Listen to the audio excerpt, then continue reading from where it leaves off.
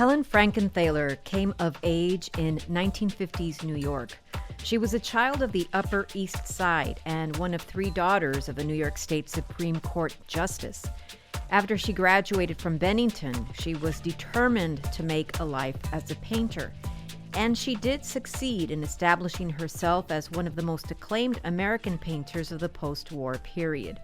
Though she was born into privilege, she left that world to pursue her artistic dreams and soon earned a reputation for her daring paintings. She traveled the world and fell in and out of love, including her storied tumultuous romance with art critic Clement Greenberg. She married Robert Motherwell, an abstract painter, and continued to work and paint, gaining quite a bit of fame, but also stark criticism for her unusual style. Alexander Nemerov brings us the story of this pioneering artist and a look into New York's 1950s art scene. This is Book Public from Texas Public Radio. I'm Yvette Benavides. I spoke to Alexander Nemerov about his book, Fierce Poise, Helen Frankenthaler and 1950s New York. So we're going to start off with a very basic question. Who was Helen Frankenthaler? Helen Frankenthaler was a native New Yorker who was born in 1928, grew up in a well-to-do family. Her father was a New York State Supreme Court justice and went on to go to Bennington College in the 1940s and learn how to make modern paintings, Picasso-like paintings, and then returning to New York City after graduation in 1950, and then on through that decade, the decade that my book concerns, began to fashion her own type of abstract art in a largely male-dominated world of ambitious painters then and there. And you never met her, but there were some sort of uncanny associations to her. What made you want to take on a project like this one, to just immerse yourself in this life and this world? I think it was, Yvette, just my attraction to her paintings foremost, her paintings from the 1950s, which have a quality of catching life on the wing, if that makes sense, a feeling of trying to portray just the lived experience of momentary sensations, that which greets the eye or sort of rustles across the senses on a given day. The different emotions we may have too, for which we have these simple, tidy names: sadness, joy, things like that, but which I think we all know are more complicated, more shaded, possibly beyond the power of language to portray, but which art, particularly a very finely attuned art, can maybe sense and moreover depict without then becoming yet another contribution to the disenchantment of the world, to the way we all want to name, claim, show, argue, classify, and in essence be done with that which moves us. So that's a big reason, Yvette. I don't think any artist ever did it as well as Helen in terms of portraying life on the wing. Mm-hmm. But there is this personal connection too. Helen's senior year at Bennington College back in 1948-49 was my father's first year as a professor there, and she actually took a class with him. Your father, and Howard Nemerov? Howard Nemerov, yes, who was a poet, a very distinguished poet. And although I never met Helen, I feel like I knew about her from a long time ago. And this book has been a long time coming, I suppose, slowly working up for me as something that I wanted to write.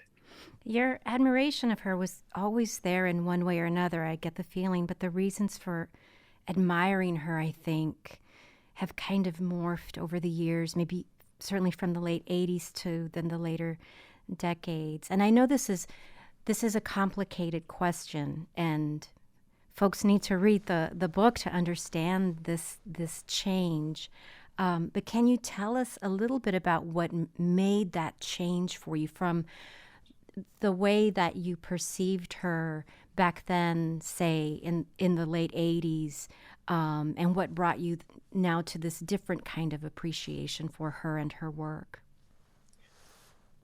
I think in the late 1980s, when Helen was delivering very kind of arch conservative viewpoints about the failing state of culture in the United States, and when I was a young person in my 20s, um, I think that I was angry then, and rightfully so, as perhaps many people in their 20s are angry. Just angry in a way that was self-directed too. I mean, here I was studying art history in graduate school, and one hardly needs to consult a dictionary to look at just the different things that were happening in 1989, let's say, the tearing down of the Berlin Wall, Tiananmen Square. One could go on, like the world then as now, to calamitous, and seem to really require from anyone, maybe even especially a young person, some sort of direct commitment to social change. And here I was studying art history, and I think I was probably when I was contemptuous of art that was so unapologetic, such as Helen's, about its own capacity to deliver a unique experience outside of space and time, almost, to deliver something like an experience of calm, of suspension, of poise, of clarity, whose power to change our lives personally existed precisely to the extent that we could not define it. It was kind of a nameless feeling. All you knew is that you had been changed. I was contemptuous of that kind of thing because it seemed to be so pointless, and indeed to hit so close to home as a definition of that which I myself was studying, right? So let's just say I got a little older and wiser, and I've become a parent, 20 years ago. I've also come to just reflect on and appreciate the high seriousness of my father's approach to his craft, and also my aunt, who was the photographer, Deanne Arbus, her high seriousness too. I mean, they believed in art absolutely. And I think I've eventually caught up to them, caught up to Helen, and I'm grateful that I have. You do say in your book that this is a young person's book. I was really interested in this idea and what that could mean as I continue to read. And of course it is. I can see that in the way that you take up so much about her childhood and her adolescence and her schooling, but then also beyond the formative years, then the decade where we are after youth, the 50s that your book covers. It's a window into the next phase of life. And for however her story differs from anyone else's, it remains a sort of a coming of age in terms of the ways that she is finding her footing in so many facets of life. And I want to go back to something that you said, this idea of the high seriousness of the art of art. I've read a lot alongside your book and watched interviews with Helen Frankenthaler, where she discusses the idea of beauty. And it's as if this is just such a slippery word. And the idea of aesthetics was just also corny or irrelevant while she was working so hard on her art. And then I get the feeling that she was not going to back down from the idea of beauty or just the idea of art, of the beauty of her art. Is that a little misguided of me? Am I making the wrong connections? No, I think you're right, Yvette. I think that Helen certainly never backed down uh, from anyone or anything. That's partly what enabled her to be successful. But that word beauty, I agree, that's a tricky one. I might prefer the word lightness. Helen said that the light touch is the strongest of all. And so, what critics at the time and really since have understood in a gendered way to be, as it were, merely pretty or decorative. That is the sort of lightness of, the pastel colors and so on of her work. Uh, I have come to see in her work as expressing a great seriousness. When we talk about gravity, weight, I need to ponder something.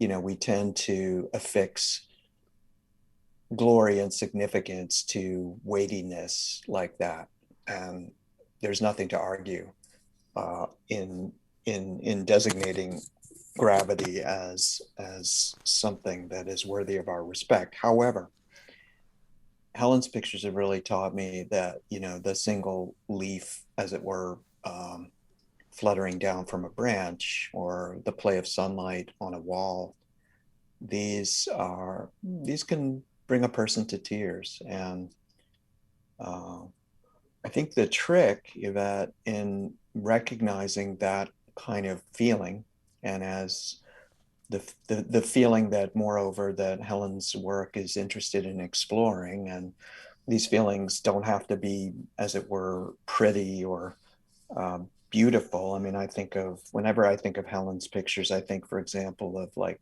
muddy, slushy snow in the gutters of Manhattan. Sometimes with some of them, I do think that way, but that has its own kind of pathos and sort of remarkable power if one actually stops to stare at it. In thinking about these kind of things, I realize how swiftly it can sound like an expression of mere individuality.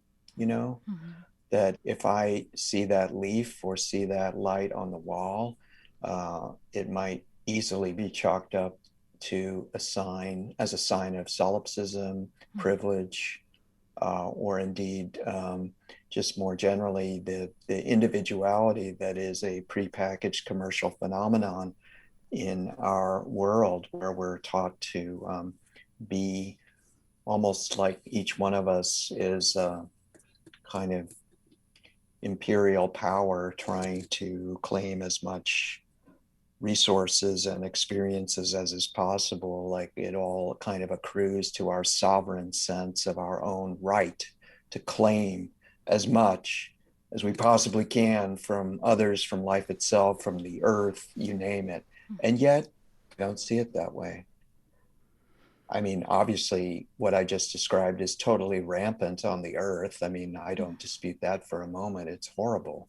But the kind of experience I'm talking about, these momentary sensations, I will never agree that those experiences, which are foundational to who we are, I think, are to be understood purely in terms of contributing to the cruelty and social injustice of the world. I will never believe that.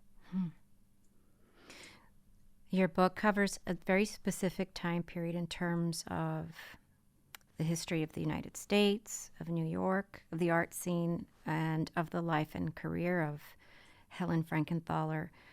But her career spanned 60 years. Why was the decade of the 50s so important for you for this book? I think her paintings from then most appealed to me. And I think they appealed to me most because they're most raw. They're the rawest work that she made. Her paintings from the 1960s, for example, which are quite glorious, and powerful in their own way have more of an achieved feeling, uh, as if coming from an eminence who is growing ever more secure in her powers and able, almost like a a top level magician, to deliver effects as needed, magic tricks as needed.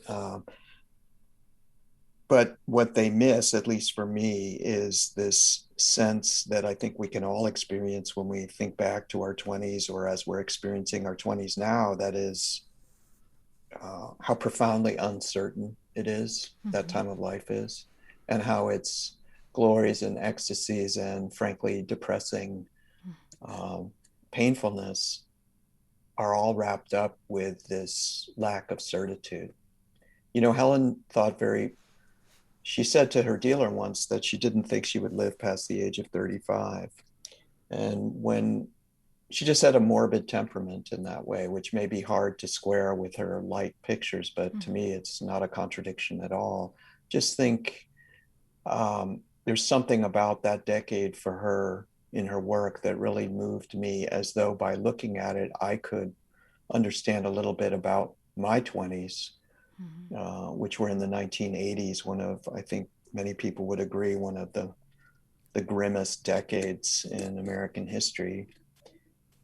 Um, but I want to be clear, and I think you understand this, but clear to potential readers, that this is not really a book about me. I don't really talk about me except in the introduction. But in fact, looking back on it now that I've written it, I do see that uh, this is a way for me to think about what it is for many people, including me, to be in or have been in one's 20s.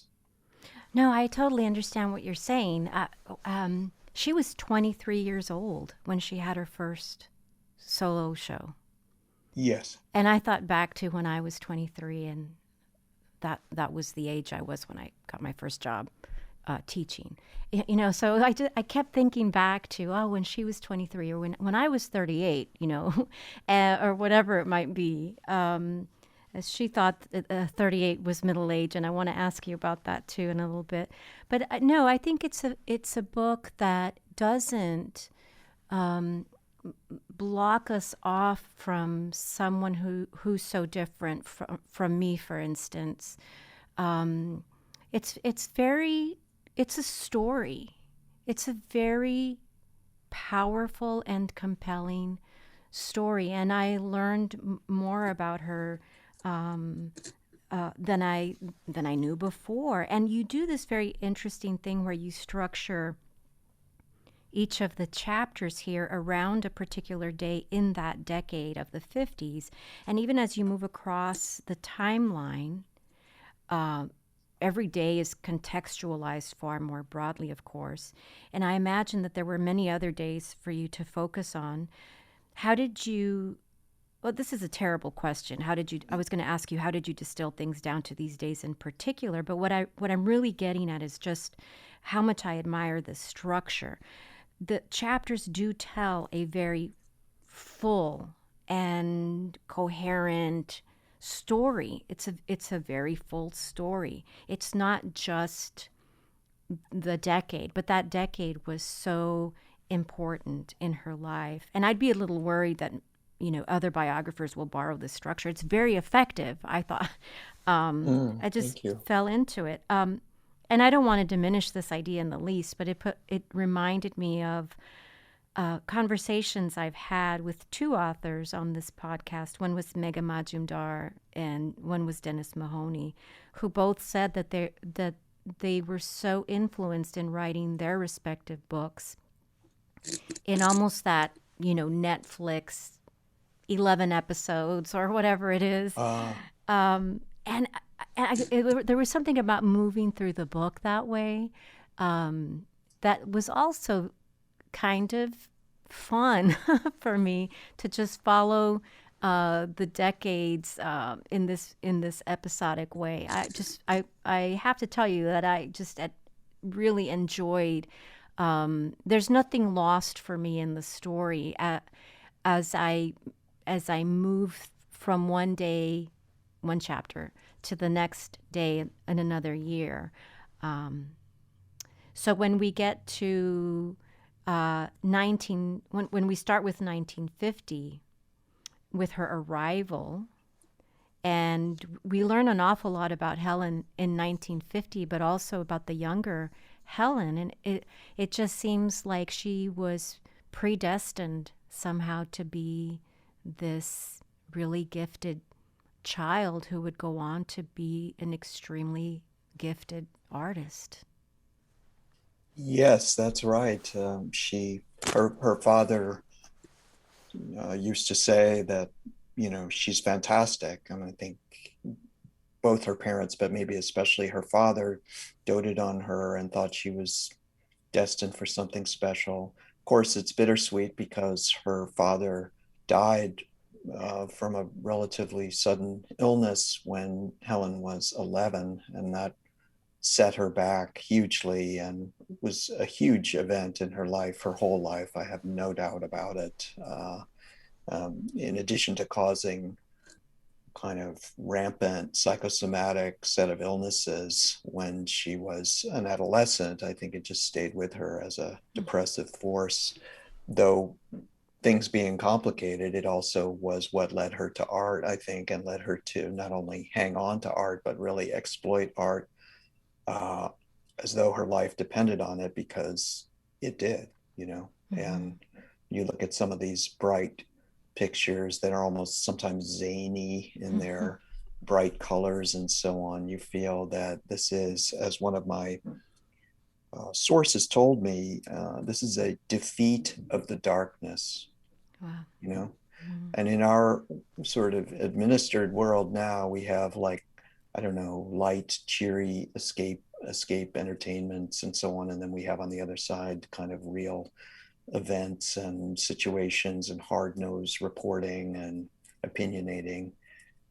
Perhaps there's not enough attention paid to the way that, you know again, when one that there's a kind of true power to certain kinds of lightness, certain kinds of joy. And that power comes from having defeated, or at least fought to a standstill, some kind of darkness. I did, Yvette, wanted to go back just a little bit to what you had been asking me about the structure, and just say that the structure for the book, 11 Different Days, came to me really in relation to Helen's paintings themselves, which is to say that precisely this quality of, like, lived experience, daily life, just the sensation of walking down the street, getting a cup of coffee, having an argument with your parent, with your mother, or whatever the case may have been for Helen. Like, all these things were in play, though her work is never diaristic or oversharing, because it's never like directly personal, but it comes from a personal place constantly, and that personal source is just simply living one's life. So I knew that I wanted, in honor of the pictures, to write about individual days, and that's the way I presented it to when I was getting a book contract. So I wasn't thinking of Netflix, but I was but you know what else? I was also definitely understanding that no way would I write a doorstopper biography. I just don't like that very much, I have to say. Just maybe partly because the life, the cradle to grave, I guess they call it, biographies. They kind of, uh, they allow the biographer a pass, or they can, on having to have a narrative structure, right? And I knew that that would be deadly. So I needed to have a narrative structure, and I think you've said it's like a coming of age story. I'm going to take Helen from just after she graduated from college to when she's 31 and she has her first one person show, and then just leave her there. No, I think it's so effect. I'm glad it's not I might not have read it. Had it been, Exactly, right. You wouldn't yeah, have, I bet. No, no offense, but I mean, those books, I mean, there are brilliant versions of those sure. books, Mm-hmm. and Mary Gabriel's book is a great book, Ninth Street Women, about Yes. five different women. But it's just all I guess I'm really saying is for me, I didn't feel that that's my mode. But it's not, and it's not even this truncated or this like abridged. And it's not even like the essential. It is a full story.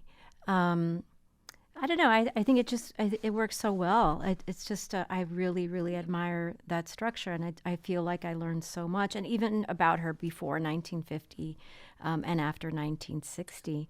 Um, Yeah. Yeah, just to say one thing on yeah. that, I mean, again, trying to make art and life come together in some way, so not just her paintings, but writing about the paintings.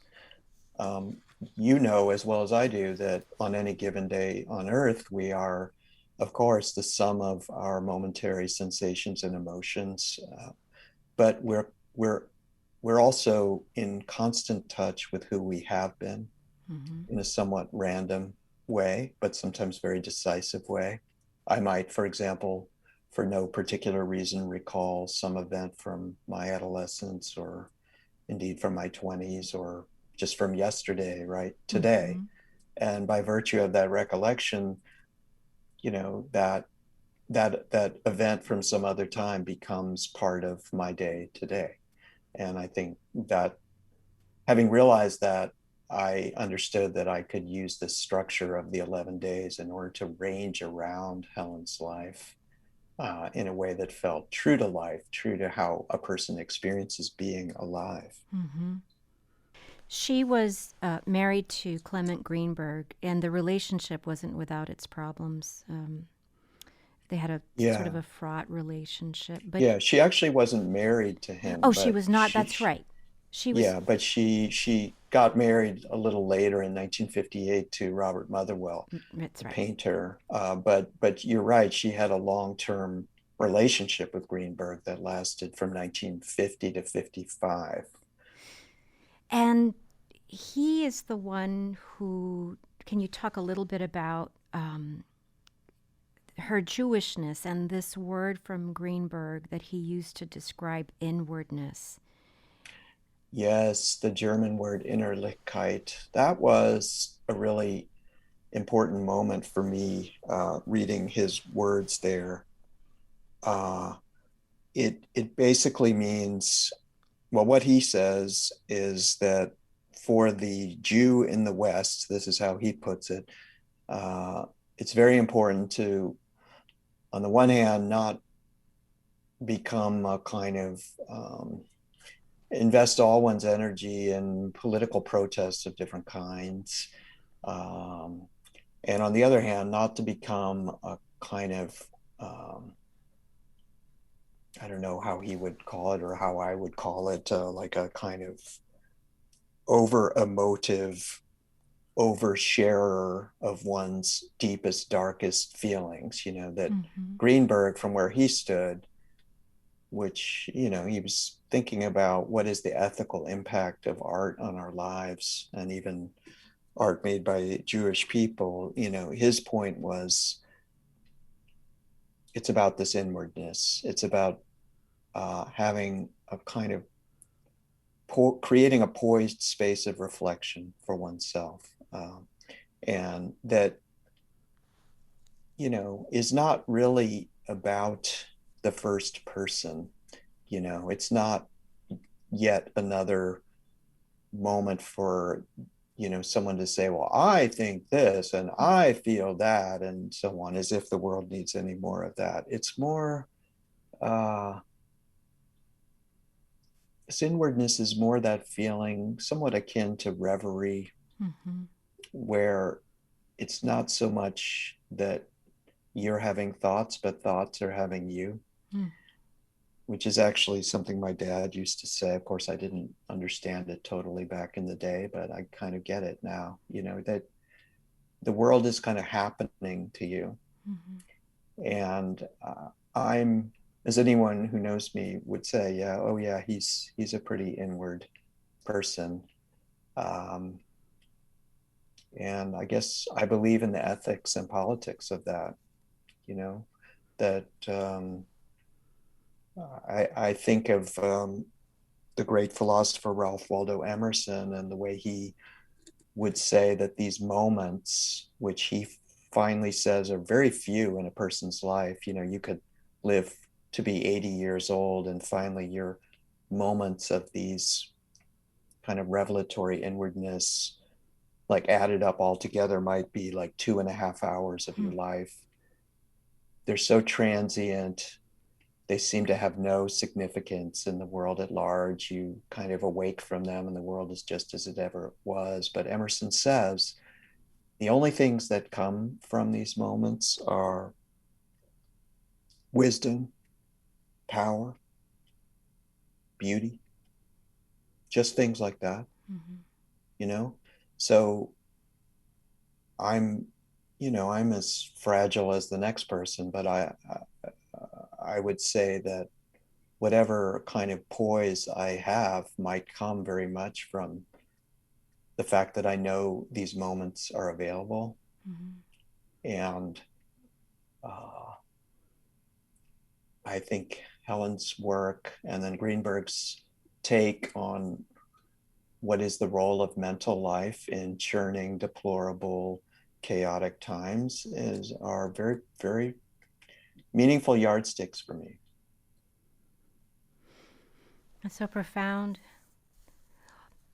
What what remains besides her works of art, of course, and a book like yours? But what remains as the true legacy of Helen Frankenthaler, either as something, I don't know, something concrete or something even figurative or metaphorical? What remains? What's something that you'd like readers to understand?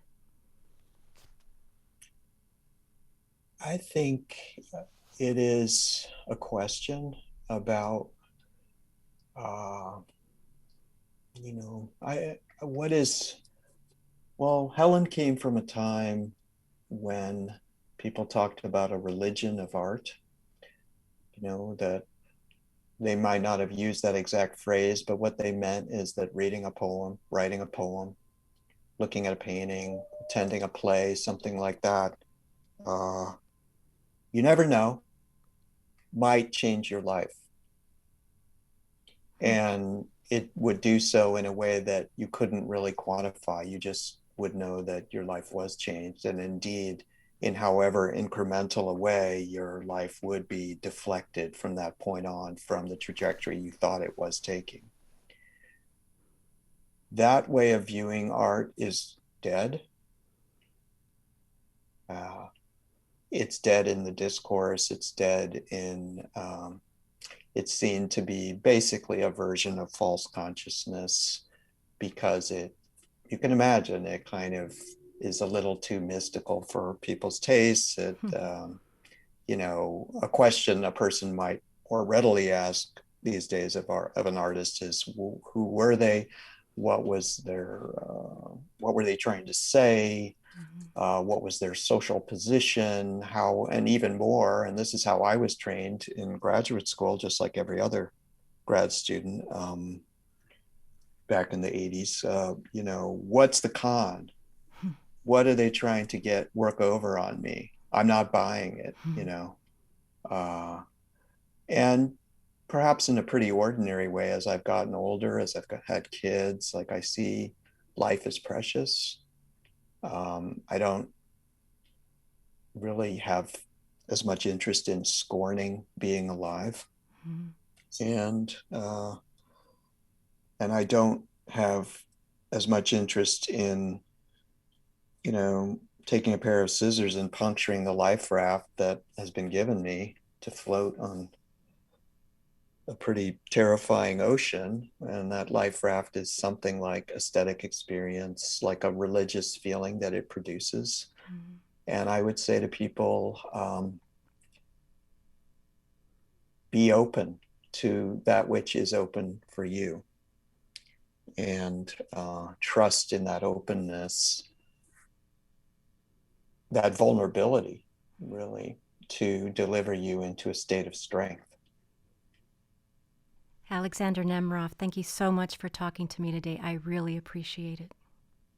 Thank you, Yvette. Alexander Nemerov is the author of Fierce Poise, Helen Frankenthaler and 1950s New York.